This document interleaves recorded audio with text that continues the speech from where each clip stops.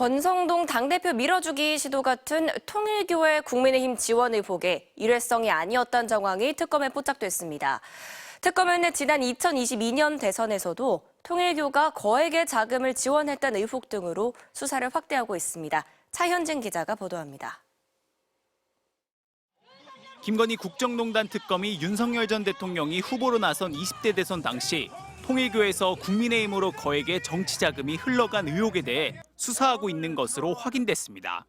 지난달 통일교 고위 간부를 불러 조사하면서 당시 국민의힘에 대선 자금을 지원했다는 의혹을 집중 추궁한 겁니다. 특검은 한학자 총재가 2022년 대선을 일주일 앞두고 서울의 한 호텔에서 통일교 간부들에게 윤석열 후보를 지지하라는 취지의 설교를 한 뒤 실제로 윤영호 전 세계본부장을 통해 국민의힘 쪽에 거액의 정치 자금이 흘러갔는지 등을 조사했습니다. 당시 윤 전 본부장은 서울, 인천, 경기, 강원, 충청, 호남, 영남권 등 5개 권역을 관리하는 역할을 맡고 있었는데 특검은 산하의 지구장들이 정치 자금 전달 통로가 된 건 아닌지 들여다보고 있습니다. 특검은 또 통일교가 대선뿐만 아니라 지난해 총선에도 국민의힘에 대한 조직적인 지원을 벌였는지 수사를 확대하고 있습니다.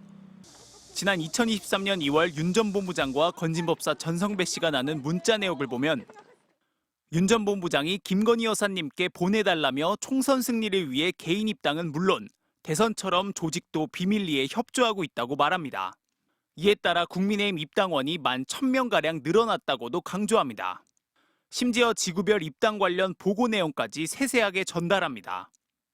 이에 대해 통일교 측은 수사 중인 사안이라 일일이 답변드리기 어렵다면서도 통일교 차원에서 특정 정치인에게 불법적인 자금이 흘러간 사실은 없다고 밝혔습니다.